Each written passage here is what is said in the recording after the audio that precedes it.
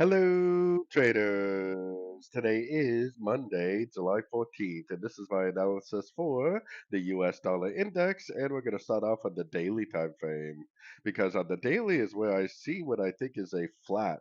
It looks like a three-wave pattern up, and then it looks like a 5-3-5 down for another three waves. So three waves up of A potentially, three waves down of B potentially. If that's true, then we are likely now in either a running, which is probably more likely, which a running would probably go up to about the 100% and then turn back down, or possibly an expanding, which an expanding would go up to the 161, 178% for a wave C and turn back down.